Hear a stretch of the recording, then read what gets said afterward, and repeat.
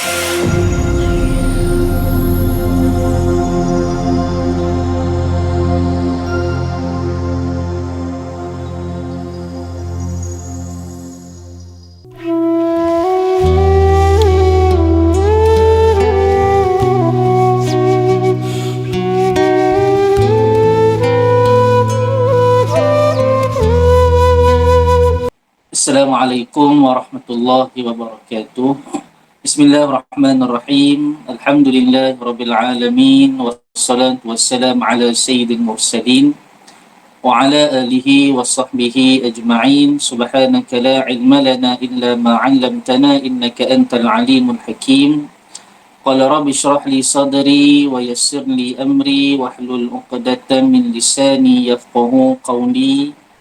Allahumma barik lana fi Rajab wa Sya'ban wa ballighna Ramadan. Allahumma inna na'udzubika minal barasi wal junun wal judam wa min sayyi'il asqam, amma ba'd. Yang dihormati dan dikasihi, saya ucapkan kepada yang berusaha Dr. Mio Hamdan bin Haji Ghazali ACM di atas kesudian untuk menjemput saya dan memberikan pengisian kepada para pelajar para pelajar calon SPM, iaitu pengisian berbentuk motivasi kepada calon-calon SPM 2021 daerah Kinta Selatan. Dan saya juga merasa amat bertuah sekali kerana pada hari ini saya dapat bersama dengan program aspirasi ke-40 hari SPM menuju kecemerlangan SPM 2021 dan 2022 anjuran PPD Kinta Selatan yang merupakan cetusan idea daripada Tuan PPD. Jadi tuan-tuan yang dirahmati Allah dan juga para pelajar, sebelum saya meneruskan ceramah motivasi ataupun pengisian kita pada hari ini, ingin saya memperkenalkan diri saya dahulu. Iaitu nama saya Muhammad bin Bakri yang tertera di depan ni. Cumanya selalunya saya bubuh nama saya gelaran itu Muhammad Al-Bakri kerana ada sebabnya. Ramai orang yang salah ada ingat nama saya ni Bakri, tapi sebenarnya nama saya Muhammad bin Bakri. Cuma bila kita pergi di sekolah rendah, saya masuk di pondok, kemudian saya masuk ke Kolej Islam As-Safa dan sebagainya, kebiasaannya orang akan salah panggil. Orang akan panggil Muhammad Bakri bin Basir. Sedangkan Basir itu adalah Tok Wan saya. Jadi memandangkan benda tu dah jadi adat orang, dah jadi masyhur dan juga ma'ruf, saya pun letaklah di Facebook, di Instagram, di banyaklah di media sosial. Yang tu lah yang saya ada. TikTok apa semua tu tak ada. Di Telegram, Facebook dan juga di banyak-banyak media sosial ni Muhammad Al-Bakri, iaitu nisbah diri ni kepada ayah. Dan memang nama ni pun menjadi kontroversi di tempat saya sendiri. Kadang-kadang bukan setakat kesalahan daripada para guru yang panggil saya Muhammad Bakri, lepas tu dia tanya pula bin apa. Kita nak jawab bin apa? Bin tu, Bakri tu adalah bin. Kadang-kadang kalau kita pergi kuliah, orang silap pun nama. Sampai ayah saya pun kadang-kadang dia kata, malam ni kuliah hang ke kuliah aku? Sebab nama hang gambar gambar hang nama aku. Ayah kata. Jadi nama saya yang sebenarnya Muhammad bin Bakri bin Basir. Tu Tok Wan Basir tu. Dulu mendapat pendidikan awal di Sekolah Kebangsaan Kelendang Jaya. Kemudian meneruskan pembelajaran di Mahad Tarbiyah Islamiah Derang, ataupun nama mudah dia Pondok Derang di Kedah Darul Aman, selama 7 tahun, bermula daripada umur 13 sampailah umur 19. Kerana di pondok, kalau kita ni daripada sekolah kebangsaan, kita akan masuk satu kelas, nama dia kelas I'dadi, iaitu kelas peralihan. Kita akan duduk dalam setahun, kemudian barulah kita akan masuk ke tingkatan 1 sampai tingkatan 6. Jadi orang yang mengaji di pondok, dia takkan habis awal lah, kerana kita akan paling kurang ataupun minimum untuk mengaji di pondok adalah selama 7 tahun. Sekiranya kalau dia lulus semua tingkatan. Kalau dia tak lulus, maka boleh jadi balasan dan juga puluhan tahun mengaji di sana. Tapi mengaji di pondok, pada umur 19 saya menyambung pelajaran di Negeri Sembilan, mengambil kitab turas daripada para ulama yang berada di sana, hampir lebih kurang 2 tahun. Kemudian saya pun masuk ke Kolej Islam As-Safa di Ampang, di Kuala Lumpur. Dan kemudian lepas daripada itu mempunyai masalah krisis kewangan dan sebagainya, dan tak mampulah untuk sambung belajar, dan terus berkhidmat sebagai guru di Sekolah Agama Nurul Falah pada sebelah petang. Kemudian pada waktu malam dan sebagainya sebagai guru takmir negeri Pulau Pinang, dan pada sebelah pagi ada mengajar di Madrasah Al-Farihin di Alupongsu, Perak.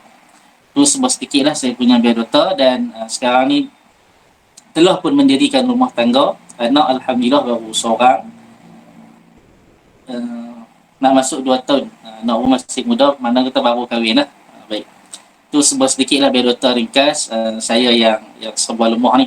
Jadi terima kasih kepada tuan-tuan, terutamanya kepada tuan-tuan PPD dan juga kepada cikgu-cikgu yang memberikan kepercayaan dan juga keyakinan kepada saya. Jadi saya ni kalau ikutkan, banyak kali saya akan beritahu saya ni adalah pelajar pondok yang kita duduk di kampung. Jadi kita dapat bersama dengan majlis macam ni dengan tuan PPD, dan juga kita bersama dengan majlis dengan pelajar-pelajar calon SPM. Tak lain dan tak bukanlah kita nak tahu kita ni siapa, kerana Allah Subhanahu Wa Taala tak pandang hang ni pelajar pondok ke, hang ni duduk di kampung ke, kamu ni pelajar universiti, kamu ni duduk di mana. Siapa pun kamu, yang dipandang oleh Allah Subhanahu Wa Taala itu hanyalah takwa semata-mata.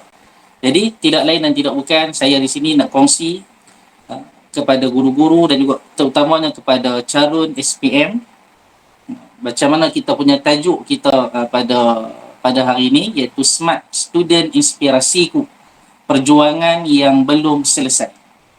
Semua orang, saya, guru-guru, pelajar, bahkan sesiapa sahaja di Malaysia ataupun di luar Malaysia, di atas muka bumi ni, kita ada perjuangan kita.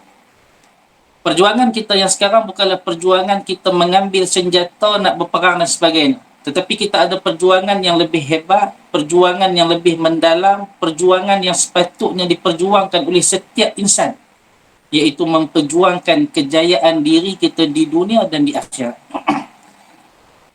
Para pelajar calon SPM, kalau boleh saya nak dengar betul-betul. Kamu ada perjuangan kamu, dan kamu dibekalkan dengan senjata yang cukup. Kami pelajar pondok, kami berjuang mengaji di pondok tanpa senjata. Yang tu yang saya cuba nak kongsikan, manalah nak tahu. Saya punya kisah ataupun orang kata pengalaman kita belajar di pondok ni boleh menjadi inspirasi dan juga boleh menjadi batu loncatan untuk memudahkan para pelajar SPM. Macam mana bezanya imtihan ataupun kita panggil peperiksaan SPM dan juga peperiksaan yang kami tidak ada sijil. Pelajar calon SPM yang duduk di sekolah kebangsaan, sekolah menengah kebangsaan dan sebagainya, kamu dibekalkan dengan senjata yang cukup oleh guru-guru kamu. Guru-guru ni bimbing daripada awal sampailah habis. Guru-guru datang ke sekolah, fikiran mereka tak lain dan tak bukan hanya memikirkan calon SPM mereka ni untuk berjaya di dunia dan di akhirat, walaupun guru tu teruk. Guru tu habis berhempas pulas keadaan dia, kesihatan dia macam mana dia tak dijaga, tapi dia nak pastikan bahawa anak murid dia ni berjaya. Dibekalkan senjata yang cukup untuk calon SPM. Adapun kami, para guru kami ni tidaklah memberikan senjata yang cukup ketika mana kami belajar di pondok. Kerana kita tahu guru kita juga dia perlukan kepada kewangan untuk menyara diri dan juga anak-anak dia. Kita tahu gaji guru di pondok mereka hanyalah mendapat sekitar, ni saya bagi tahu lah supaya tahu kenapa guru pondok ni kadang-kadang dia mai kelas, kadang-kadang dia tak mai. Kerana dia diberikan gaji sekitar 200 ke 200.5 sebulan. Pada tahun 2021. Dulu, waktu saya mula-mula mengaji, mereka diberikan gaji mungkin secara ikhlas, bulan ni ada, bulan depan mungkin tak ada. Maka calon SPM, kamu sekarang ni kamu duduk di satu sekolah yang guru kamu telah memberikan sehabis baik mungkin senjata kepada diri kamu untuk mempelajari satu ilmu. Maka kata ulama, utlubul ilma minal mahdi ilal lahdi, tuntutlah ilmu daripada buayan sampailah kepada liang lahat. Perjuangan kita, sebab tu tajuk kita ni yang diberikan oleh para guru, iaitu perjuangan yang belum selesai. Tidak ada satu pun perjuangan ilmu yang akan selesai sampai kita akhir hayat. Takkan ada perjuangan yang selesai. Kerana kata ulama tadi, utlubul ilmu, tuntutlah ilmu minal mahdi, daripada kita buayan. Mak ayah kita mengajarkan kita la ilaha illallah waktu buaikan kita, sampailah ke liang lahat, diajarkan pula oleh imam yang membaca talqin kepada kita, nak menunjukkan bahawa perjuangan ilmu ni tidak akan pernah selesai. Cuma apa yang saya nak bawa pada hari ini, iaitu saya nak kongsi petua ataupun tips-tips lah kita kata, bagaimana kita nak menjadi seorang pelajar yang diredai oleh Allah Subhanahu wa taala. Kita nak ambil calon SPM ni, kita nak ambil SPM peperiksaan. Peperiksaan ni bukanlah tanda seseorang itu dia pandai dan sebagainya, tetapi dia nak menunjukkan bahawa tahap prestasi kita, tahap kesungguhan kita. Kita ni mengaji tahu mana? Apa yang kita belajar, apa yang kita bersungguh, apa yang kita buat. Maka peperiksaan itu nak menentukan kesungguhan kita. Tetapi setelah peperiksaan itu berjaya ataupun tidak, dia belum tentu kejayaan pada masa akan datang ditentukan dengan hasil peperiksaan itu. Cuma peperiksaan itu menentukan adakah kita ni seorang pelajar yang bersungguh ataupun tidak. Kerana pepatah Arab ada kata man jadda wajada wa man zar'a hasad. Siapa yang bersungguh-sungguh, siapa-siapa yang berusaha, dia pasti akan dapat. Jadi dia nak mendapatkan grade yang tinggi, dia nak dapatkan markah yang hasilnya yang hebat, dia mestilah bersungguh-sungguh. Wa man zara' hasad, dan barang siapa yang menanam, dia pasti akan menuai. Maka bagaimana mungkin orang yang tak berusaha, orang yang tak mengaji sungguh-sungguh, orang yang tak masuk kelas dan sebagainya, dia nak berjaya? Kerana hanya kejayaan itu diberikan kepada orang yang bersungguh-sungguh.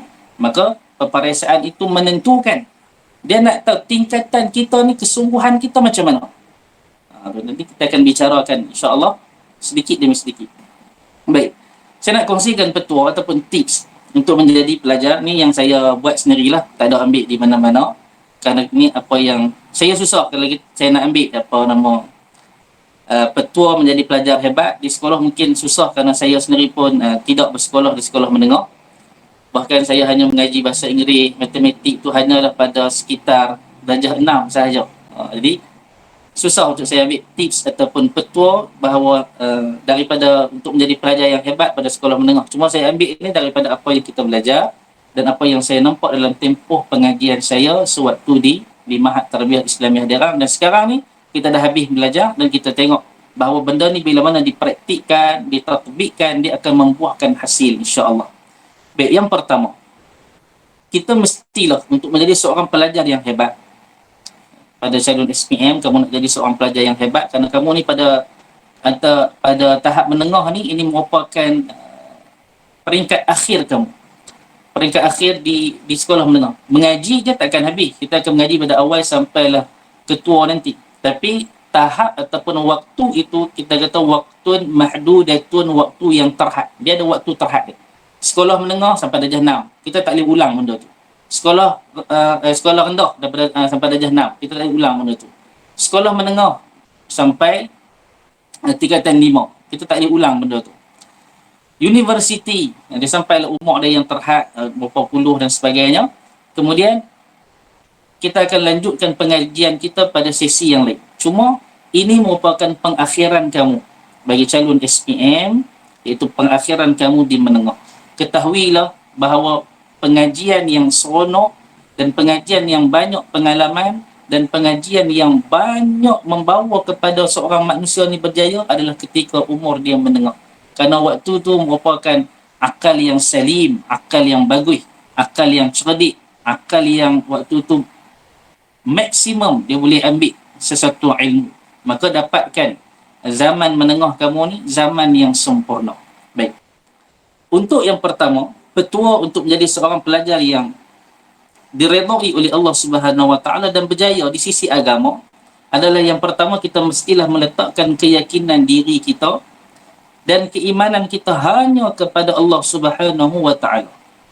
Kita kena ingat, apa kerja buat kita sebagai orang Islam, yang pertama mestilah Allah, yang kedua Rasul, dan yang ketiga pemimpin kita, dan yang keempat barulah diikuti dengan guru, ibu bapa dan sebagainya.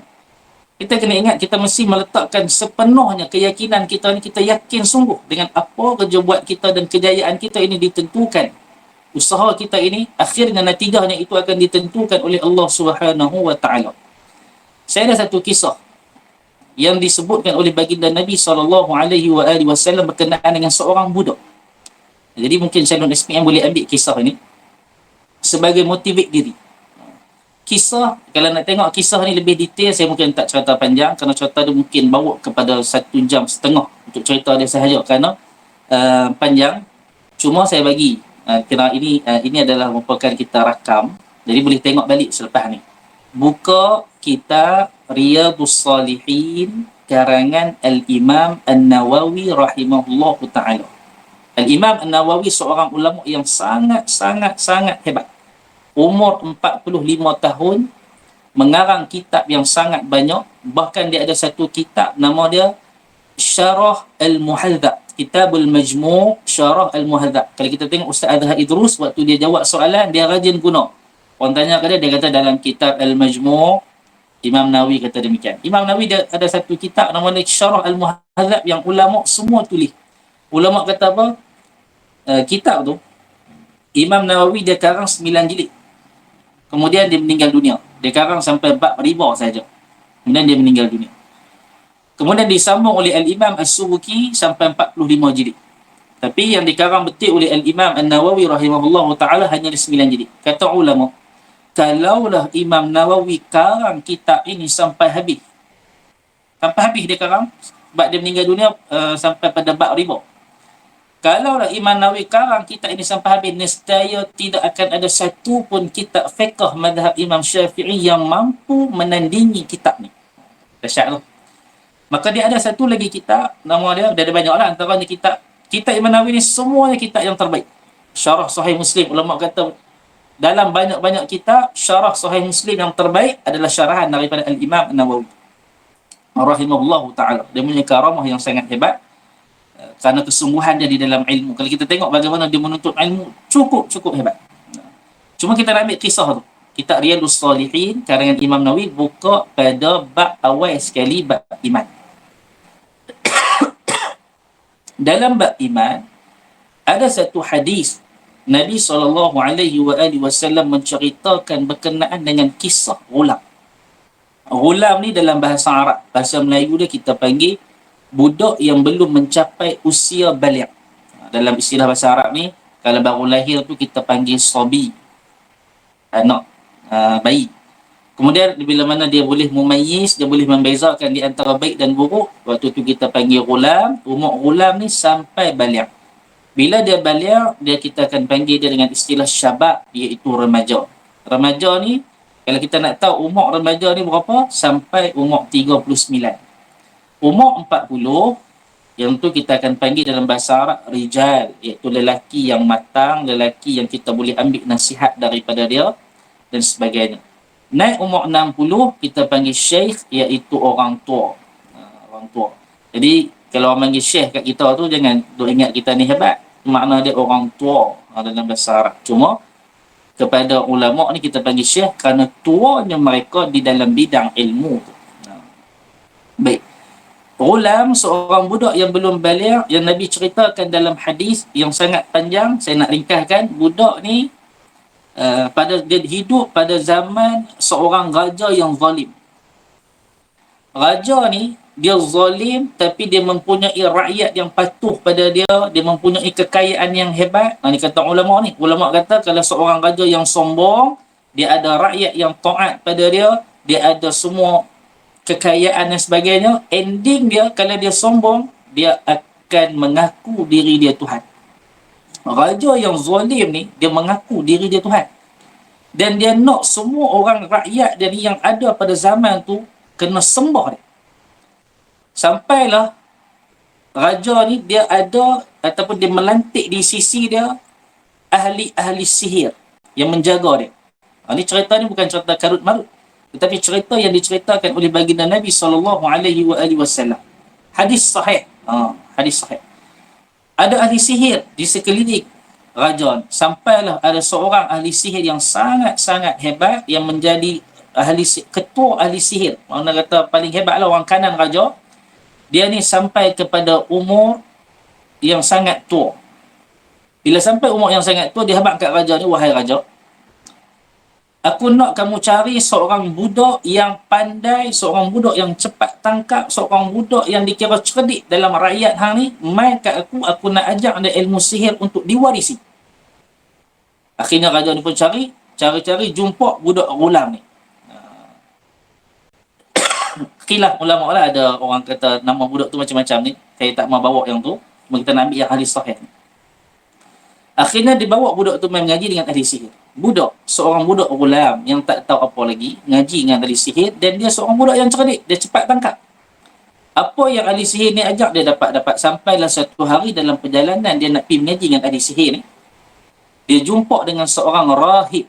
Rahib pada ketika zaman tu, mereka ni waktu tu sebelum kedatangan baginda Nabi SAW, rahib ini mereka akan beragama dengan agama yang dibawa oleh Nabi Ibrahim AS, ala millati Ibrahim.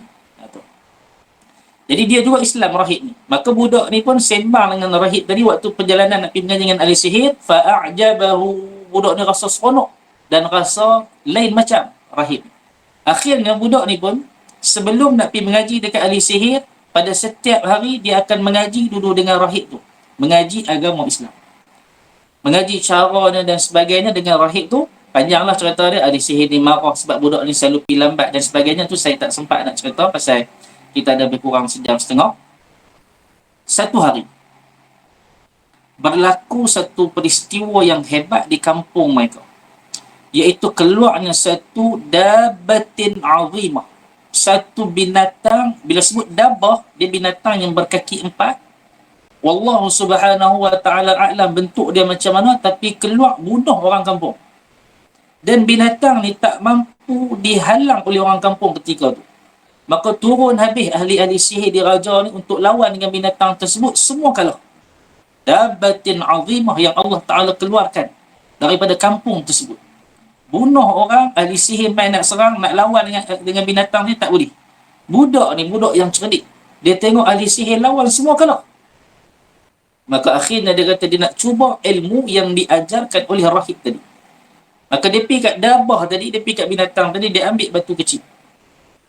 Dia baca bismillah dengan namamu wahai Allah.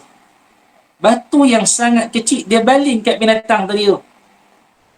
Dengan tempoh yang tak sampai masa yang lama, kena kat binatang tu, mati binatang tu. Maka pada waktu tu budak ni, gulam ni, dia mai satu tahap keimanan dan keyakinan kepada Allah Subhanahu Wa Taala dengan sangat-sangat yakin. Bahkan ulama kata tahap keyakinan dia waktu tu ainul yaqin, tinggilah. Maka dia pun masyhur pada orang kampung habis. Orang kampung pun mai berubat dengan dia dan sebagainya. Ada sakit jumpa dengan dia. Bila sakit jumpa dengan dia, dia akan cakap kat orang tu. Dia kata, aku tidaklah boleh menyembuhkan kamu wahai pakcik, tetapi yang menyembuhkan kamu adalah Allah Subhanahu Wa Taala, Rabbi, Tuhan aku, wa Rabbukum, dan Tuhan kamu semua.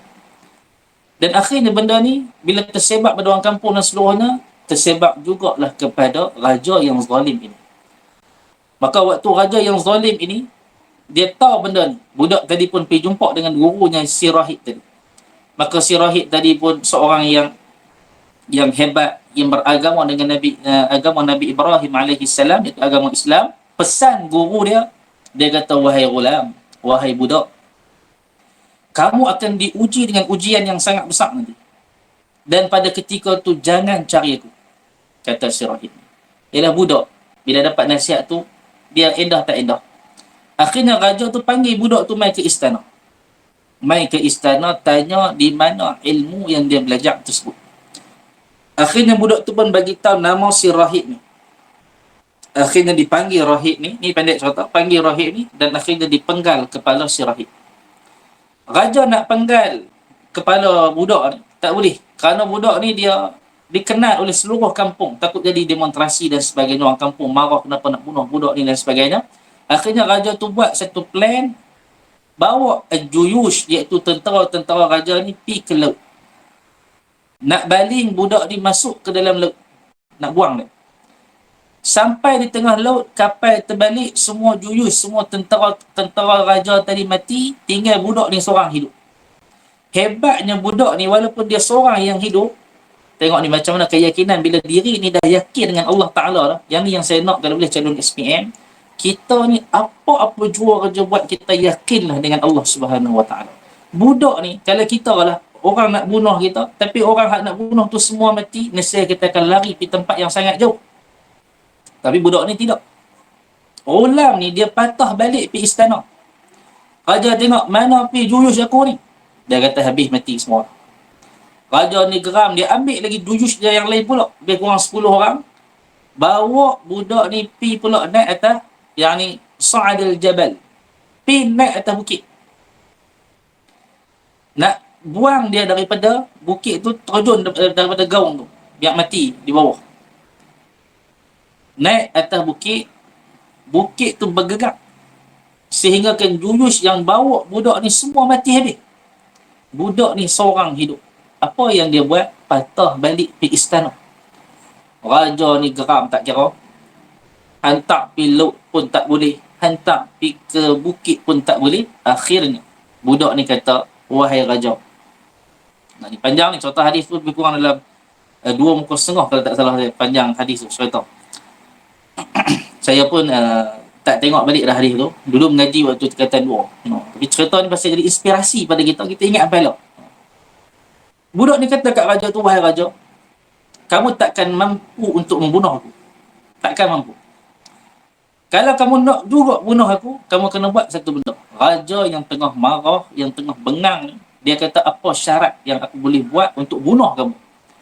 Maka kata budak tadi, kalau kamu nak bunuh aku, wahai raja, kamu ambil aku ni. Kamu bawa di satu kawasan yang lapang, kamu ikat aku di sebatang pokok. Dan kamu himpunkan seluruh rakyat kamu ni di padang yang luas itu. Kemudian kamu ambil panah.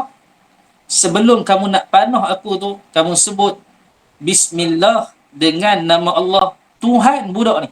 Bismillah Rabbi hadal ghulam. Dengan nama Allah Tuhan budak ni. Dan kamu panah aku waktu tu.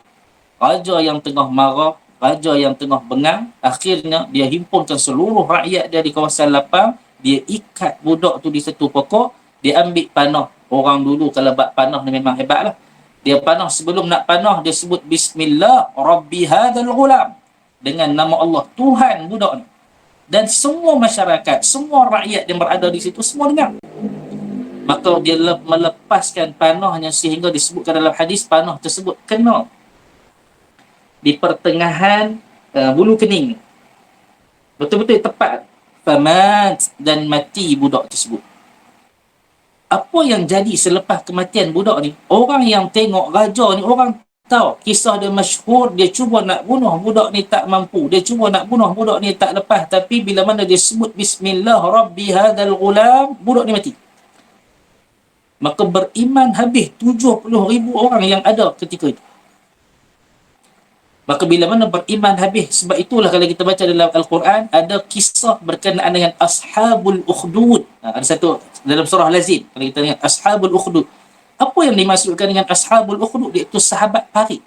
Apa yang dimaksudkan dengan sahabat parit? Raja, bila mana dia tengok 70,000 orang masuk dalam agama Islam, tak mau sembah pada raja ni suruh sembah, semua tak mau. Dia gali parit yang sangat luas. Dan dia letakkan api dalam parit tersebut, dan dia tolak semua yang beriman dengan Allah Subhanahu Wa Ta'ala dalam parit tersebut. Sebab itulah dinamakan dalam Al-Quran peristiwa Al-Ashab Al-Ukhdud, sahabat parit. Di hujung hadis tu Nabi ada sebut, di hujung hadis, ada seorang perempuan yang beriman kepada Allah ketika itu. Dia dukung anak dia yang masih kecil. Dia nak terjun, tak mahu. Ibu dengan anak dia mempunyai kasih sayang yang sangat hebat. Sebab itu saya nak adik-adik semua yang ambil SPM, tolong kasih kepada ibu kita. Kesayangan ibu kepada anak ni cukup tinggi. Jangan sesekali kita menyakiti hati ibu kita dengan apa jua perkataan dan perbuatan kita. Bayangkan mak ni dia beriman dan dia sanggup untuk terjun dalam parit tersebut. Tapi disebabkan dia tengok anak dia ni, dia patah balik. Dia pergi nak terjun, dia tengok anak dia ni patah balik. Akhirnya Nabi kata, budak tu berkata-kata, ya ummi, wahai ibuku, kamu jangan takut kerana sesungguhnya kamu berada pada jalan yang benar. Mak dia bila dengar anak dia kata lagu tu, maka dia terjun dengan anak dia tadi ke dalam parit yang ada api tadi. Maka mati semua. Dan akhirnya, kisah ini menunjukkan bahawa seorang budak yang belum balik tetapi keimanan dia tinggi kepada Allah Subhanahu Wa Taala, orang 70,000 masuk agama Islam kerana dia ini bukan kisah dongeng yang direka-reka, tetapi yang diceritakan sendiri oleh baginda Nabi sallallahu alaihi wa alihi wasallam. Ini yang kita nak. Kamu muda. Tak semestinya muda itu tak hebat. Lihat bagaimana budak Ghulam ini seorang anak yang sangat-sangat muda, bahkan belum capai usia baliag. Tapi dia boleh membawa keimanan kepada 70,000 orang. Cukup hebat. Kisah inspirasi bagaimana kita beriman dengan Allah Subhanahu Wa Taala dan meletakkan keyakinan kita tu benar-benar pada Allah Subhanahu Wa Taala. Itu yang pertama. Yang kedua, untuk menjadi petua ataupun menjadi pelajar yang hebat, yang disayangi, diridhai oleh Allah Subhanahu Wa Taala dan dipandang tinggi oleh syarak, dipandang tinggi oleh agama Islam, kita mestilah berusaha bersungguh-sungguh. Yang pertama, beriman pada Allah Ta'ala. Yang kedua, meletakkan usaha kita ni sungguh-sungguh. Nak buat satu benda, jangan buat sekerat-sekerat. Ada orang dia mengaji matematik, dia suka matematik, mengaji sat, lepas tu dia rasa tak minat, dia ambil pula bidang lain, Jangan macam tu. Setiap kita ni, kita punya otak kita, minta maaf cakap, kita tak sama macam ulama' dulu. Ulama' dulu ni, mereka kalau mereka mahir pada setiap bidang. Mereka mahir fiqh, mahir tauhid, mahir matematik, mahir yang kan. Kalau kita tengok adik-adik boleh baca kitab-kitab yang dikarang oleh ulama' Fatani, mereka ada yang mengarang kitab sedangkan mereka tu doktor bedah, tapi karang kitab. Mana kata mereka ni mencakupi ilmu mereka. Kalau mereka mahir akademik, mereka juga mahir agama. Lepas mahir agama, maka mahir juga akademik. Tapi kita sekarang kita tak mampu. Banyak ada institusi di Malaysia ni yang cuba untuk buat itu pelajar yang mantap akademik dan mantap agama, tapi sebenarnya itu membuang masa saja. Kerana kita ni banyak makan cekedis, adik-adik makan ramen lah, makan benda pelik-pelik. Jadi dengan pemakanan kita yang tak teratur, pemakanan kita yang kita makan sampai kita jadi bulat. Dah lah bulat dah, dia makan pula jadi petak pula. Nak makan banyak tu. Ini menunjukkan bahawa kita tak mampu nak sama dengan ulama' terdahulu. Maka kalau kita nak buat satu benda, ulama' sekarang ni mereka kalau mahir pada satu bidang.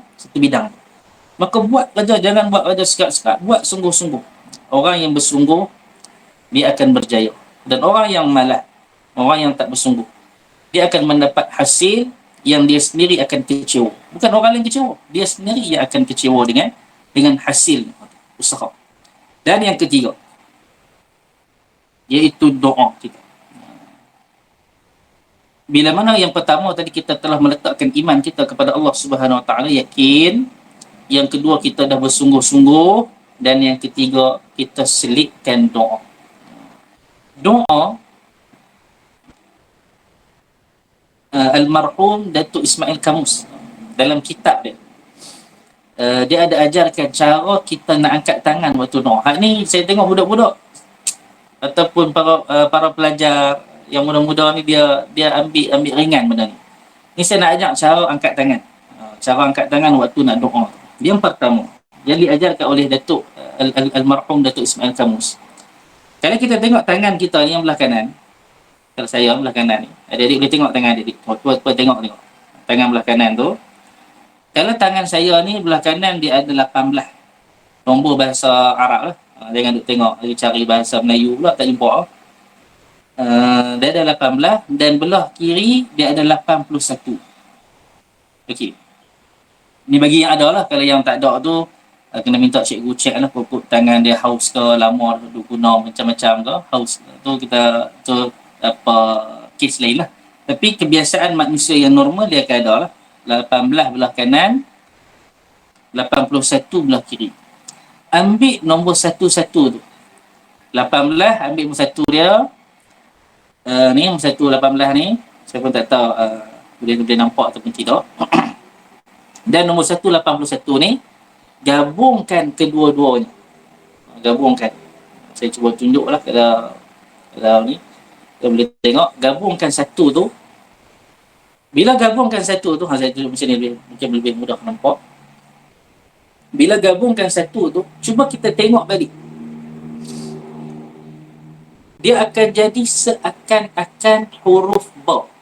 Seakan-akan lah, kita tak boleh kata huruf ba betul, seakan-akan huruf ba. Dia akan jadi seakan-akan huruf ba di tangan kita tu. Di mana titik dia, kita kena cari. Ba ni dah ada titik di bawah. Maka titik ba itu di hati kita. Maka pastikan angkat tangan itu betul-betul kena di hati. Jangan tok di bawah, jangan tok di atas. Kalau atas tu boleh, itu para anbiya, para nabi pakai doa dengan letak tangan di atas. Tapi kita letakkan tangan kita ni, ba, titik ba itu adalah di hati kita. Begitu. Kerana kata Datuk Ismail Kamus, huruf ba dijaga oleh malaikat yang membawa doa hamba kepada Allah Ta'ala. Itu di antara cara kita angkat tangan. Lepas ni, cuba praktikkan benda ni. Sebelum nak doa kepada Allah Subhanahu Wa Ta'ala, angkat tangan macam tu. Baik. Cara kita nak bagi mustajab doa kita, pastikan ada dua benda dalam doa. Adik-adik buat benda ni, insya-Allah akan nampak beza dengan doa hak yang sebelum ni. Dia akan nampak beza tu. Yang pertama, jangan lupa untuk puji Allah Ta'ala sebelum doa. Kita nak doa, kita nak minta, ya Allah, bagi aku ni cerdik. Puji dulu, ya Allah, ya Rahim. Ya Allah yang Maha Pemurah. Ya Allah yang Maha Pemberi. Berikanlah aku ni kecerdikan. Berikanlah aku ni kefahaman dalam mengaji. Ya Allah yang memberi faham kepada hamba-hamba ni. Fahamkan aku dalam mengaji. Nak doa, puji Allah Ta'ala dulu. Cuba kita tengok Al-Fatihah. Kita tengok. Allah Ta'ala ajak kita dah. Cuma kita tak perasan kadang-kadang. Surah Fatihah, kita nak doa tau. Doa dalam surah Fatihah tu, Ihdinas siratal mustaqim. Ya Allah, tunjukkan kami jalan yang lurus. Hak ni memang doa besar lah. Kita ni memang nak, kalau boleh, nak ada jalan hak lurus betul-betul. Jalan yang Allah Ta'ala redha atas agama Islam. Ni doa yang sangat besar. Cuba kita tengok berapa kali kita puji Allah untuk minta doa hak hebat ni. Bismillahirrahmanirrahim. Dengan nama Allah yang Maha Pemurah lagi Maha Penyayang. 1 kali puji. Alhamdulillahi Rabbil Alamin. Segala puji bagi Allah Subhanahu Wa Ta'ala, Tuhan sekalian alam. 2 kali puji. Ar-Rahman Ar-Rahim, yang Maha Penyayang lagi Maha Pengasih. 3 kali dah puji Allah. Maliki Yaumiddin. Allah Ta'ala ni Tuhan ataupun Raja pada hari pembalasan. 4 kali dah puji. Iyyaka na'bud, kepada Engkau lah Allah kami sembah. 5 kali puji. Wa iyyaka nasta'in, kepada Engkau kami minta tolong. 6 kali puji. Baru kita doa, ihdinas siratal mustaqim. Ya Allah, tunjukkan kami jalan yang lurus. Tu. Sebab tu Allah Ta'ala ajak dah kita kena perasan. Puji Allah Ta'ala dulu yang pertama dalam doa kita. Nescaya Allah Ta'ala akan mudah bagi, kerana Allah suka hambanya yang memuji dia. Tu. Yang kedua, jangan lupa untuk bersalawat kepada Nabi SAW. Hak ni penting sangat. Puji Allah dan kita puji kekasih Allah, Habibullah, iaitu kekasih Nabi Muhammad, kekasih Allah Nabi Muhammad SAW. Allah, bila kamu puji dia, dia seronok. Kamu puji pula kekasih dia, dia bertambah seronok. Doa kamu mudah untuk dimakbulkan oleh Allah Subhanahu Wa Ta'ala. Tetapi kamu kena ingat, Nabi sendiri sebut doa itu boleh terhalang dengan beberapa sebab. Kan Nabi sebut dalam hadis, ada seorang lelaki yang dia berdoa pada Allah Ta'ala, Ya Rab, Ya Rab. Wa malbasuhu haram, pakaian yang dia pakai itu daripada pakaian yang haram. Wa mat'amuhu haram, dan makanan yang dia makan itu pada makanan yang haram. Maka ini semua boleh menjadi penghalang kepada mustajabnya doa kita. Tapi adik-adik yang dirahmati Allah sekalian, pelajar calon SPM, ingat, angkat tangan bagi elok ketika mana nak berdoa, puji Allah Ta'ala, salawat kepada baginda Rasulullah, dengan keadaan yang sungguh-sungguh kita merendah diri. Merendah diri dalam doa kita tu. Insya-Allah. Saya bukanlah kita kata 100% ni kerana ni semua datang daripada Allah Ta'ala, tetapi insya-Allah, kata ulama, jika mana kamu amalkan benda ini, doa kamu akan dimustajabkan. Begitu. Kemudian, dalam nak doa ni, kita kena cari waktu-waktu yang sesuai. Ustaz akan lajukan 20 tempat dan waktu yang mustajab doa. Ni Ustaz akan lajukan, kalau kamu nak dapat balik, ulang rakaman. Iaitu yang pertama, ketika mana kita nak pergi ke masjid menyambut seruan azan. Mustajab doa. Waktu Tok Bilal azan, habis dia sebut la ilaha illallah, kita nak pergi masjid ni, kita nak pergi sembahyang. Waktu tu doa sangat-sangat mustajab. Dan Ustaz nak kalau boleh tambah sikit. Ni alang-alang kamu ada kat sini. Alang-alang doa itu mustajab. Habis daripada azan, kamu akan baca Allahumma rabba hadhihi da'wati tamah wassalatil qa'imah, kan? Sampai habis.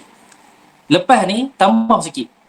Ni Ustaz ambil doa ni dalam kitab At-Taqrirat As-Sadidah fi Qismil Ibadat yang dikarang oleh satu tokoh ulama Yaman yang sangat hebat. Bahkan kitab dia dikira satu kitab yang nadir, yang sangat-sangat hebat, digunakan di dalam bidang fiqh Syafi'i, iaitu dalam mazhab fiqh Imam Syafi'i. Doa dia, habis daripada imam sebut tu, doa ni insya-Allah adik-adik dah hafal, cuma kita nak baca.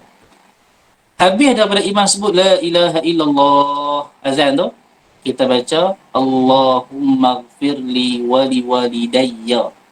Ulang 5 kali. Doa kat mak ayah ni. Allahumma ghfirli wali walidayya. Allahumma ghfirli wali walidayya. Allahumma ghfirli wali walidayya. Allahumma ghfirli wali walidayya. Allahumma ghfirli wali walidayya.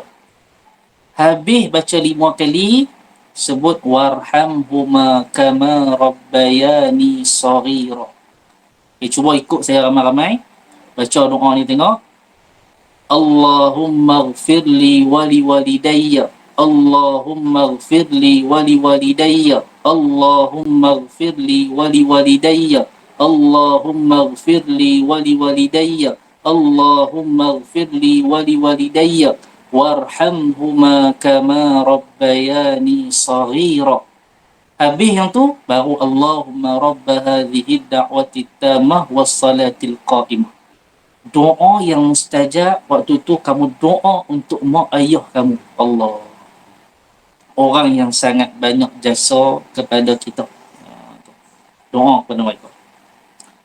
Tu doa yang pertama. Yang kedua, ketika mana di antara azan dan iqamah. Ni saya akan lajukan sikit. Azan dan iqamah mustajab doa. Kemudian doa juga dimustajabkan ketika mana kita berada di jalan fi sabilillah. Kemudian doa dimustajabkan juga ketika mana ditimpa ujian. Ujian mai kat kita, ujian yang berat. Dan kita ada ujian, iaitu kita diuji dengan COVID-19. Guru-guru kamu punya susah nak mengajarkan kamu di online. Masuk dalam video, kamu tutup video, hilang terus. Sekali-kali video dengan tuan dua-dua raibun. Raib terus. Guru punya lah suruh buka kamera sampai sudah dia tak buka. Last kali buka-buka, mak dia yang duduk depan kamera tu bukan dia. Jadi, lah ni ujian yang sangat berat. Kamu pun diuji dengan ujian. Ada orang diuji dengan ujian yang lebih berat. Waktu tu doa sangat-sangat mustajab. Kemudian yang kelima, doa mustajab ketika mana sepertiga malam yang akhir. Lebih kurang pukul 3:30 pagi. Kemudian ketika turunnya hujan. Kemudian yang ketujuh, ketika melihat Kaabah. Tengok Kaabah, waktu tu doa. Ada 4 benda yang kalau kita tengok dapat pahala free. 4 benda. Yang pertama, tengok Kaabah, dapat pahala free. Yang kedua, tengok Al-Quranul Karim, dapat pahala free. Yang ketiga, tengok wajah alim ulama, dapat pahala free. Yang keempat, melihat wajah ibu kamu, dapat pahala free. Balik rumah, tengok mak. Mak kata, hang ni betul-betul buang terbiat. Tak nak dapat pahala habaq kat mak. Tengok mak sampai sudah, mak pun naik seram. Mula hari pun nampak, tambah pahala kita, insya-Allah. Kemudian ada ulama yang tambah, dia kata, pahala free juga bila mana kita melihat Tok Bilal yang sedang azan, dan pahala free juga ketika mana kita melihat Tok Khatib yang tengah membaca khutbah. Tu. Baik. Kemudian yang ke-9 berdoa pada hari Arafah mustajab. Yang ke-10 berdoa pada hari pertama pada bulan Rajab. Yang ke-11 berdoa pada malam nisfu Sya'ban. Dan yang ke-12 berdoa pada hari Jumaat. Yang ke-14 berdoa pada bulan Ramadan. Yang ke-15 berdoa ketika mana kita telah selesai mengkhatamkan Al-Quran. Kemudian yang ke-16 berdoa ketika mana kita membaca surah Ar-Rahman. Ini ada doa dia. InsyaAllah kalau nak doa ni saya boleh bagi. Iaitu doa ni bila mana kita baca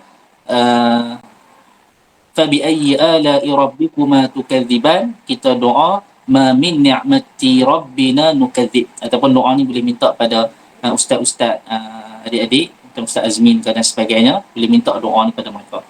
Kemudian yang ke-17 iaitu doa itu mustajab selepas daripada sembahyang fardu.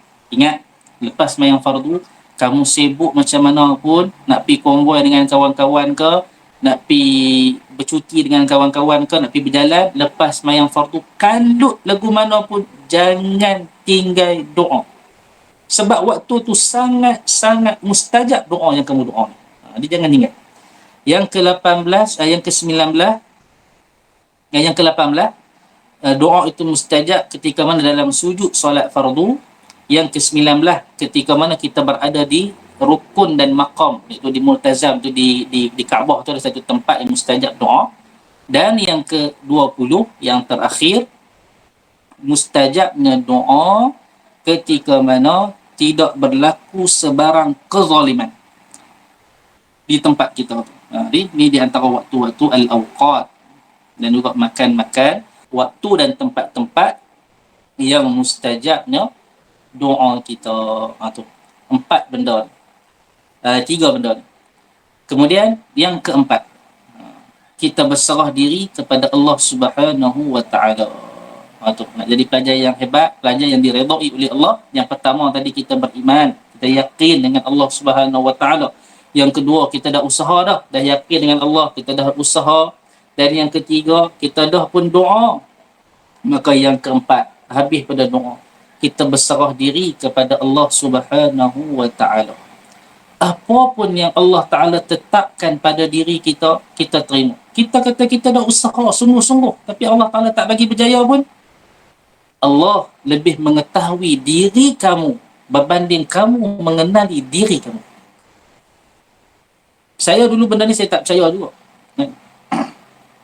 Saya dilahirkan di kampung, sekolah di sekolah kebangsaan Keridam Jaya, dan sangat-sangat meminati sains waktu itu. Sangat-sangat minat dengan sains. Bahkan subjek sains ni ada antara subjek yang saya skor, dan kalau cikgu tanya, orang pertama jawab saya. Kalau cikgu tanya, cikgu kata, okey, siapa dapat jawab soalan ni RM1. Dapatlah duit RM1 tu. Punya minat dengan sains ni. Balik di rumah, ayah kata, Muhammad, ayah nak hantar pergi pondok. Kata, tak mau, ayah nak pergi mengaji sekolah sains, kata. Abang ayah tu. Sampailah UPSR, subjek yang kita suka, tak skor. Kita pelik kan? Subjek ni kita suka, tapi tak skor subjek tu. Tak dapat A untuk sains. Maka akhirnya, ayah pun hantar pergi pondok. Masuk di pondok, 4 kali minta pindah dengan ayah. Tak mau ngaji pondok, tak mau ngaji pondok. Tapi akhirnya bila mana dah duduk tahun yang keempat, dia mula rasa seronok, dan rupanya ini jalan yang sebaik-baik Allah Ta'ala letakkan pada aku. Kalaulah kita pergi tempat lain, mungkin ialah kita faham dengan kenakalan kita dan sebagainya. Kalau kita duduk bukan di tempat pondok, kita tak ada ilmu, mungkin kita tak boleh bendung kita punya diri kita. Jadi Allah, dia mengenali hamba-Nya, dia letakkan tempat yang terbaik untuk kita. Sebelum saya nak pergi pondok, ada seorang makcik jumpa. Makcik ni sampai lah saya ingat kata-kata dia. Dia kata, dia panggil orang kampung, panggil mamat. Tapi saya tak suka orang panggil mamat, pasal mamat ni makna dia mampu. Wa mamati, tu mampu. Jadi kamu pun kalau ada orang panggil mamat, abang tu buat elok sikit, jangan panggil saya mamat. Tu mampu makna dia. Jadi saya suka panggil saya Muhammad, tapi dah orang kampung panggil mamat, tak apalah. Makcik ni dia panggil saya, dia kata, Mamat, Hamad tak? Dia kata, hang nak pergi kuliah mana ni? Maka saya pun katakan makcik tu, ayah nak hantar pergi pondok. Makcik tu kata, hang balik habaq kat ayah hang, Nanti hang nak kerja apa nanti ni? Hang nak makan apa nanti? Hang kena habaq kat yang cari sekolah yang ada sikit. Oh. Bayangkan waktu tu darjah 6. Saya lari balik rumah teriak abang kaya, ayah tak mau pergi pondok, ayah nak makan apa nanti? Ni yang ayah ajak kita berserah diri pada Allah Subhanahu Wa Taala. Pi di pondok memang kita hidup susah. Mandi air telaga, makan 3 hari sekali, 3 kali sehari. Pagi, tengah hari, petang, malam tak ada makan. Malam tu memang ya Allah, lapar semua. Kita budak-budak kita banyak main. Bila banyak main dia lapar. Bayangkan malam tak ada makanan. Pasal pondok dia punya, ya kita faham kewangan daripada pondok. Bihun yang kita makan selok di bawah putih. Sos tu tak sampai di bawah. Bihun warna oranye ni, bihun yang warna putih di bawah lah, atas kan. Dengan keadaan yang susah kita ambil kulit limau, kita buat sayur. Ayam, bayangkan di pondok kita hanya makan ayam seminggu sekali. Sampai lah saya ingat ayam hari Selasa.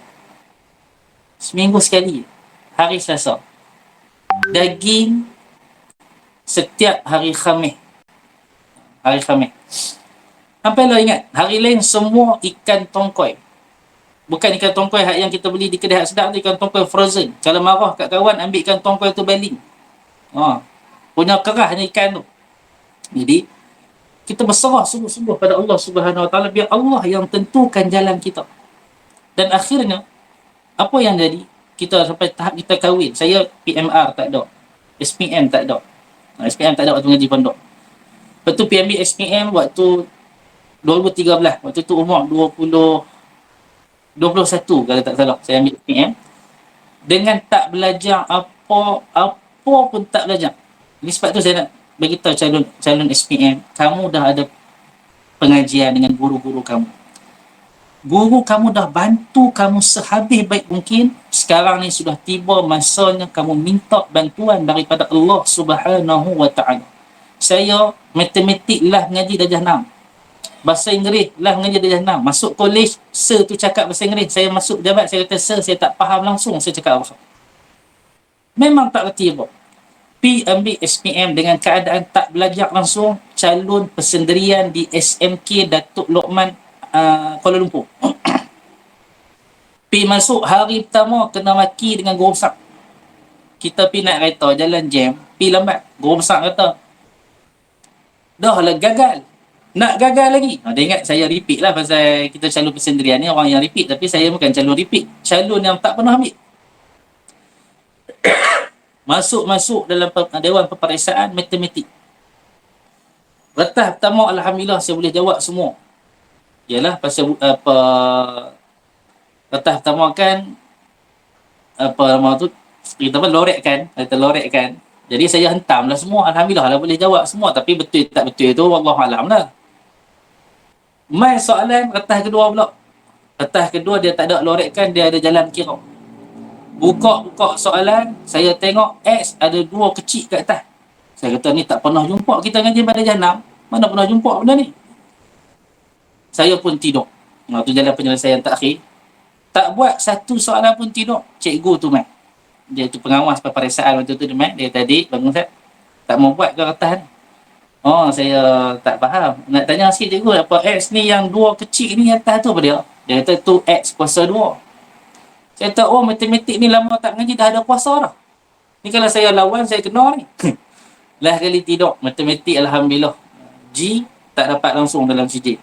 Tapi subjek yang lain, saya memang tak belajar langsung subjek lain ni. Semuanya ada dalam CJ. Bahkan sejarah bahasa Melayu tu tak pernah belajar.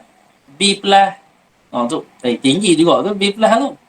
Jadi bila mana kita harapkan kepada Allah Subhanahu Wa Taala, bayangkan kami yang tak belajar langsung. Kita serahkan kepada Allah Taala, tapi tak bolehlah serah langsung. Kita walaupun kita tak belajar, tapi kita ada lah info tu dalam kita punya kita ada info lah pasal kita ambil tu waktu usia kita 20-an. Jadi kita dah ada info-info tu. Kamu bayangkan, kamu ada pembelajaran dengan guru kamu. Guru kamu ajak kamu daripada A sampai Z. Kamu dah ada semua. kamu minta dengan Allah Subhanahu Wa Taala, insya-Allah natijah dia kamu akan berjaya semuanya, insya-Allah.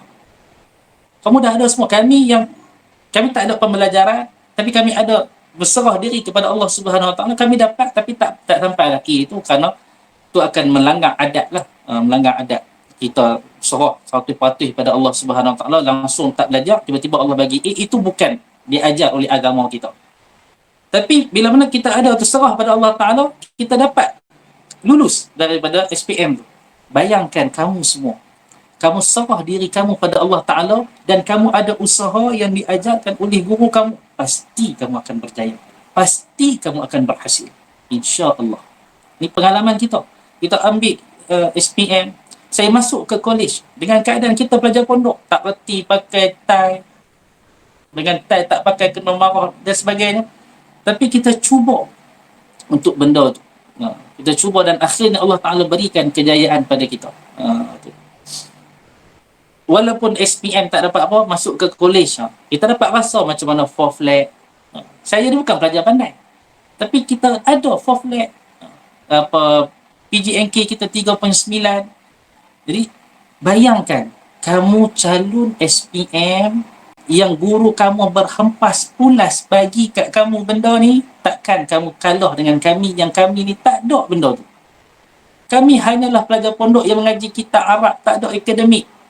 Tapi bila mana kita cuba usaha sedikit dan kita serahkan diri kita ni kepada Allah Subhanahu Wa Taala, alhamdulillah kita dapat benda tu. Kita dapat benda tu, insya-Allah. Jadi berserah diri kepada Allah Subhanahu Wa Taala, biarlah Allah Taala yang tentukan kejayaan kamu ataupun kegagalan kamu, biar Allah Subhanahu Wa Taala yang menentukan. Kalau Allah Taala kata kamu gagal ketika mana SPM, mungkin kamu akan menjadi orang yang berjaya selepas ini. Tapi kalau Allah Taala tentukan kamu berjaya pada SPM ini, alhamdulillah, dan mudah-mudahan Allah tentukan kejayaan ini akan menjadi kejayaan yang berikutnya sehingga kamu berjaya di dunia dan berjaya di akhirat. Itu yang paling penting. Yang keempat. Yang kelima, sebelum tu Ustaz nak minta maaf, betul. Saya Ustaz kalau hari Sabtu dengan Ahad memang macam ni lah. Pasal hari Sabtu kita ada 4 ataupun 5 kuliah. Hari Ahad ni pun Ustaz tadi pagi kuliah subuh, lepas tu kuliah pukul 8 pukul 9, kuliah pukul 9 pukul 10. Yang ni dengan kuliah dengan kamu pula. Lagi lepas asar ada program pula, ceramah dengan guru-guru pasti. Malam ada kuliah lagi. Biasalah batuk tu, dia minta maaf lah, bukannya dia kata COVID pula tadi. Memang kalau hari Sabtu Ahad memang biasanya akan batuk, betul dia akan hilang suara Ustaz lah hujung minggu ni. Jadi minta maaf kalau mengganggu apa kamu nak dengar. Baik, yang kelima, bila kamu dah buat semua tu, beriman pada Allah, letakkan keyakinan pada Allah Subhanahu Wa Taala, berusaha, berdoa, dan yang keempat, kamu dah serah diri dah pada Allah Ta'ala, hak ni saja belum cukup lagi untuk menjadi seorang pelajar yang hebat. Ada yang kelima, nak jadi orang yang betul-betul berjaya di dunia dan akhirat, jaga solat kamu. Hak ni benda pertama lah, imanuddin, tiang kot, tiang agama kita. Kamu jaga benda ni, Allah jaga kamu. Kamu jaga masa kamu dengan Allah, Allah akan jaga masa dia dengan kamu. Allah akan bimbing kamu, Allah akan bawa kamu ke arah kejayaan. Tapi nak berjaya, solat kena jaga. Sebab tu dalam Al-Quran, berjayalah orang yang sembahyang. Yang mana sembahyang maka itu khusyuk, walaupun susah kita nak khusyuk. Ya, kita faham. Kerana kata para ulama, di antara perkara yang ditarik di akhir zaman adalah sifat khusyuk dalam solat. Itu ditarik di akhir zaman. Kadang-kadang kita sembahyang tu kita takbir Allahu Akbar, setan dia bisik sikit je, abang kunci motor tertinggal tu, kita pun dandan raba poket, mana kunci motor ni, kita tengok ada, kata tu hilang dah khusyuk. Jadi walaupun susah tak apa, solat insya-Allah lama-lama nanti dia akan main khusyuk. Bayangkan, satu-satunya ibadah, satu-satunya kefarduan yang Allah Subhanahu Wa Taala fardukan kepada kita, yang diberi langsung oleh Allah kepada baginda Nabi SAW adalah solat. Yang mana kita ni kena sembahyang 5 kali, pahalanya sebanyak 50. yang Allah Ta'ala bagi kepada kita. Allah dah bagi dah kelebihan, maka jaga sembahyang. Ustaz ada kenal seorang kawan Ustaz, dia bukanlah pelajar agama, dia kerja delivery McD, duduk di Taipei. Dia ni kalau Ustaz keluar lepak dengan dia 12.30 dia akan ingatkan dah. Dia kata, Mat, saya nak sembahyang kat mana? Kita yang Ustaz ni pun tak sehebat dia.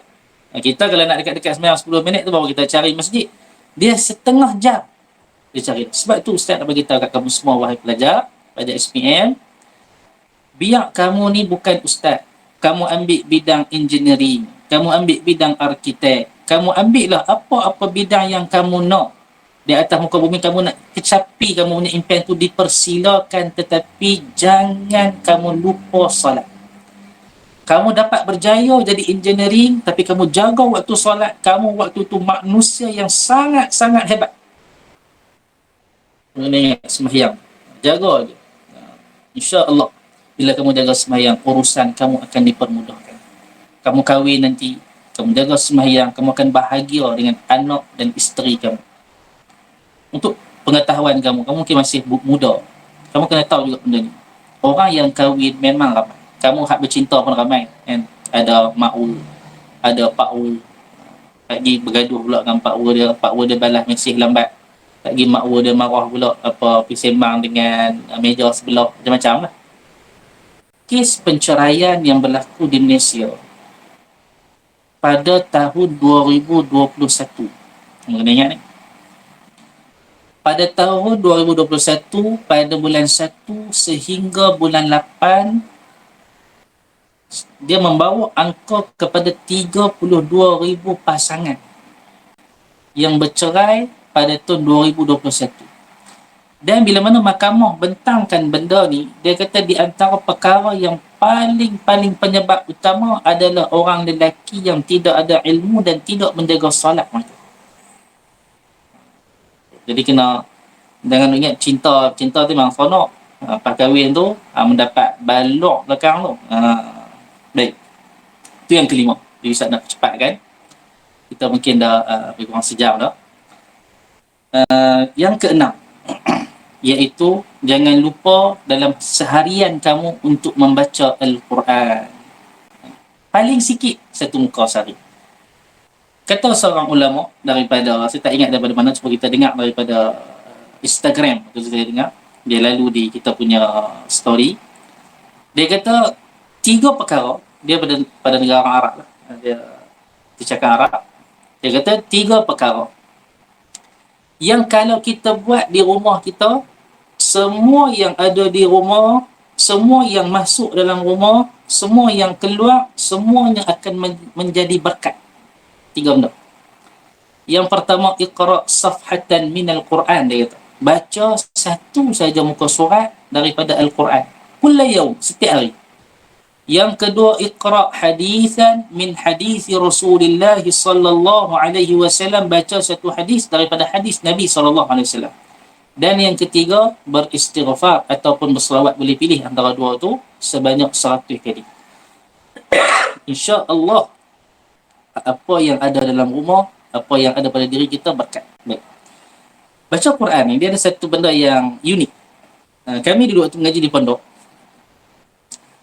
kita mengaji di pondok, kita agak susah lah pelajaran kita, kerana kita menggunakan di pondok, kita menggunakan silibus University Al-Azhar. Maksudnya kita guna silibus yang digunakan di University Al-Azhar, dibawa mai ke pondok, kita mengaji satu. Waktu saya di tingkatan 6, kita mengaji 20 subjek. 20 subjek ini dalam bahasa Arab kitabnya. Soalan imtihan, soalan periksa mai dalam bahasa Arab dan wajib dijawab di dalam bahasa Arab. Sebab tu dia agak susah di pondok ni. Saya waktu mengaji di pondok, pada tingkatan 1, kelas saya ada 80 orang. Syarat untuk naik ke kelas yang kedua mestilah lulus, dan ramai yang gagal. Sampailah saya naik ke tingkatan 6, hanya tinggal lelaki 2 orang, perempuan 4 orang sahaja. Jadi kami hanya takharus ataupun kita panggil konvo. Untuk tahun saya tu hanya seramai 6 orang daripada 80 orang pelajar. Jadi agak susah di pondok. Memang pelajaran dia agak rumit. Tapi saya ada ambil satu tips yang guru saya ajak. Dia kata macam mana kita nak Nak boleh. Maksudnya kita nak boleh baca bagi kita faham dan kita boleh senang nak hafal. Kita kena test otak kita ni dia tengah keadaan baik ataupun tak. Macam kita lah, kita nak pergi jalan di KL. Kita kena tahu kereta kita ni boleh tak pergi jalan KL tu. Kalau kita bawa dia dalam keadaan dia tak boleh pergi, dia takkan mampu sampai. Jadi kita nak baca buku, dia ada perakhiran dia. Perakhiran daripada faham, hafal. Tu perakhiran bila kita baca tu. Kita nak dapat hal tu. Tapi kita letak otak kita tu, learning ni, dia boleh tak baca tu. Dia boleh tak hafal tu. Maka dia ada test dia. Kalau kita kereta kita boleh pergi test dia di bengkel lah. Dia akan test running dia dan sebagainya. Kata hang ni boleh pergi KL. Otak kita nak test dia satu syarat. Ni yang guru saya almarhum Ustaz Abdul Salam dia ajak. Dia mengajar kami Nahu, Durusun Nahwiyah dengan juga Qawaid Al-Balaghah dia mengajar. Tapi dah meninggal dunia. Mudah-mudahan Allah Subhanahu Wa Taala tempatkan dia di kalangan orang yang soleh.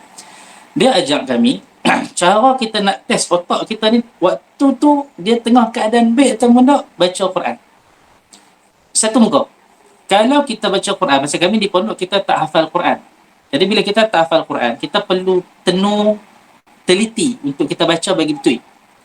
Kalau kamu baca Quran, kamu boleh cuba juga benda ni. Baca Quran daripada muka surat pertama tu pada baris awal sampai baris akhir, kalau tak ada salah langsung, maka waktu tu otak kamu tengah fresh dan dalam keadaan baik.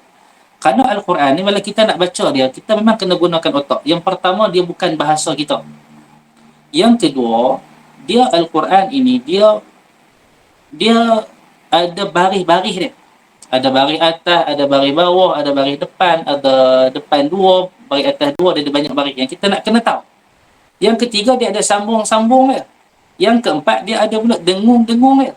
Yang kelima, dia ada panjang pendek dia. Semua ni, dia takkan mampu dibaca oleh orang yang otak dia tak cerdas. Nak baca bagi lancang tu, dia nak kena fikir ni, gabung ni. Bahasa orang lain pula. Waktu tu, kalau kita boleh baca pada awal sampai habis, tak ada salah langsung, itu menunjukkan otak kita tengah dalam keadaan baik. Jadi, kamu boleh praktikkan sebelum kamu nak meraja atau kita kata ulang kaji, baca dulu Quran. Baca Quran. Tapi kalau dah tak reti baca, jangan kata otak saya ni selalu tak baik dia tak. Yang tu pasal kamu tak reti baca, pasal tak mengaji. Kena mengajilah Quran ni. Belajar, minta ustaz-ustaz kamu ajarkan Al-Quran, dan itu sebagai penanda aras kepada kita untuk menentukan adakah otak kita di dalam keadaan baik ataupun tidak. Dahlah kita uji kaji, pahala pula banyak. Nabi kata apa? Man qara'a harfan min kitabillah falahu hasanah wal hasanatu bi 10 amsalihha. Satu huruf yang kita baca daripada Al-Quran itu diberikan satu hasanah, satu kebaikan. Wal hasanatu bi 10 amsalihha. Satu kebaikan itu digandakan pula kepada 10 kebaikan. Banyaklah. Bismillahirrahmanirrahim. Dah 19 huruf, 190 kebaikan dah dapat di situ. Baik. Yang ke-9, nak habis dah. 10 insya-Allah habis. Yang ke-9, nak jadi pelajar yang hebat, kamu kena jaga guru kamu. Ustaz ada terjemah satu kitab, tapi jauh lah kalau nak bagi kat kamu pun. Tapi kalau kamu nak juga, mungkin Ustaz boleh bagi, tapi tak banyak lah, ada sikit je. Ustaz ada terjemah satu kitab, Adabul Muta'allim ila Mu'allim. 100 adab murid kepada guru, yang Ustaz ambil daripada kitab Arab, kemudian diterjemahkan ke dalam bahasa Melayu dan diringkaskan. Cuma kitab tu tak banyak sebab kita tak ada modal yang banyak nak keluarkan. Saya Ustaz buat keluar tu dalam beberapa ratus naskah sahaja dan diedarkan di kawasan Penang dan Perak ni lah. Jaga adab kamu dengan guru. Guru ni dia ada banyak jenis.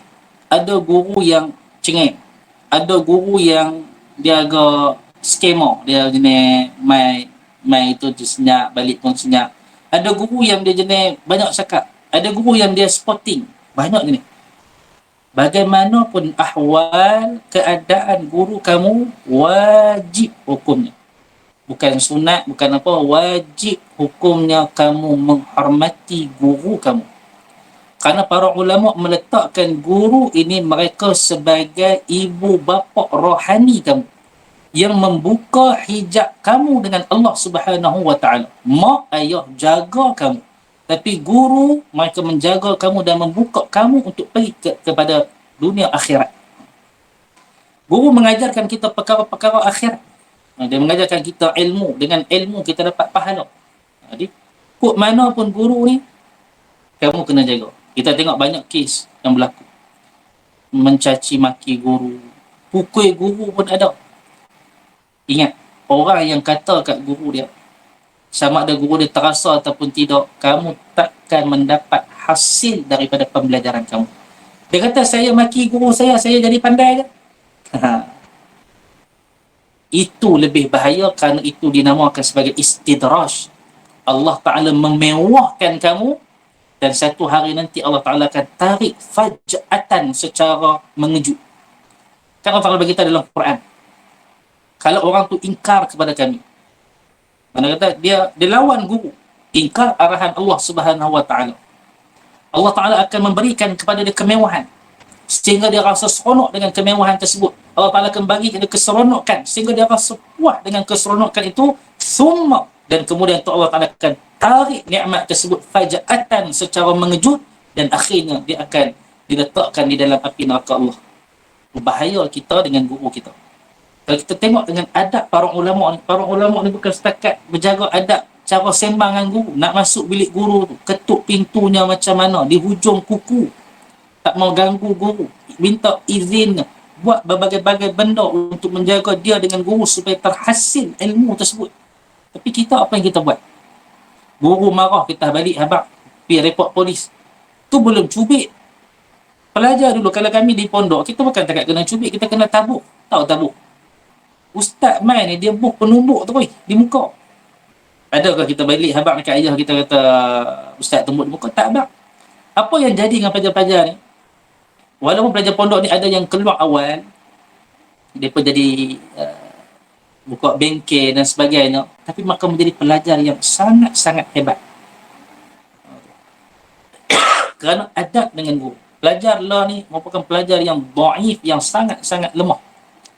Kena sikit polis, kena sikit polis. Guru dulu ni, macam mana dia boleh jadi guru? Tanyalah dia. Macam mana hebatnya guru dahulu mendidiknya, di rotan dengan rotan yang sangat besarnya.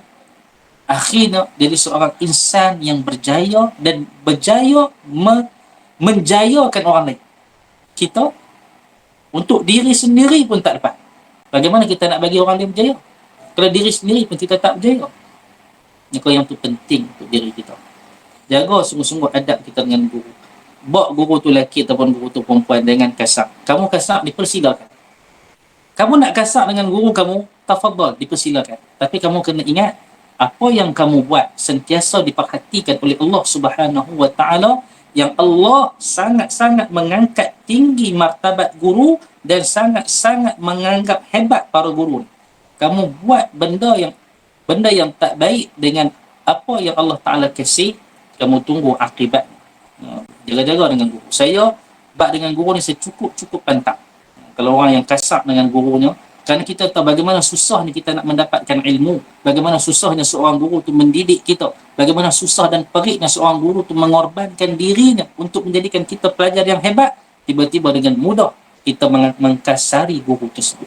Jangan sesekali kita kasar dengan guru kita. Baik, yang terakhir itu yang ke-10. InsyaAllah saya nak berharap untuk jadi pelajar yang hebat, yang last sekali, pastikan kamu jaga makan.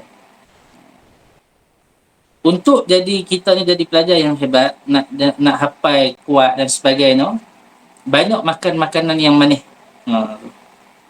Tapi jangan manis sangat. Makan makanan yang manis, contohnya macam kismis, contohnya macam kurma. Yang ni semua dia boleh meningkatkan daya ingatan untuk jadi kuat. Boleh tengok dalam kitab Ta'limul Muta'allim, Tariqat Ta'allum, cara nak jadi seorang pelajar yang berjaya lah. Dia ada ajak dia makan makanan yang manis dan sebagainya. Kita lah ni, para pelajar, saya nak nasihat diri saya dan juga para pelajar sekalian. Jangan makan asal viral, tapi makan asal halal. Viral, macam kita berlaku di Kuala Kangsar baru ni, mungkin para pelajar tahu, guru mungkin tahu, ramainya orang Islam yang makan di satu kedai yang dimasak oleh bukan Islam, dan akhirnya Majlis Agama Islam menyarankan untuk tidak makan di kedai tersebut kerana diragui kehalalan.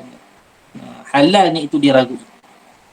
Jadi kena ingat, kullu lahmin nabata min suhtin, setiap daging yang tumbuh daripada perkara yang haram, fannaru aula bih, maka api neraka yang lebih aula untuknya. Jadi pastikan makanan yang kita makan tu makanan yang halal. Kerana makanan yang haram, dia akan menghalang kita daripada termakbulnya doa kita kepada Allah Subhanahu wa taala. Ini 10 perkara. Ada banyak lagi lah, tapi 10 ni sebagai asas kepada kita untuk menjadi pelajar yang hebat. Dan insya-Allah kalau kita ada rezeki, kalau dibuka lah dan sebagainya, mungkin kita boleh bersua pula lepas ni. Kita jumpa depan-depan dan sebagainya. Ni online ni macam ni lah. Tapi InsyaAllah walaupun online, kamu boleh, kelebihannya kita boleh ulang balik video ni. Ulang balik, tengok poin-poin yang diberikan, yang mana yang tempat mustajab doa tadi ambil dan sebagainya.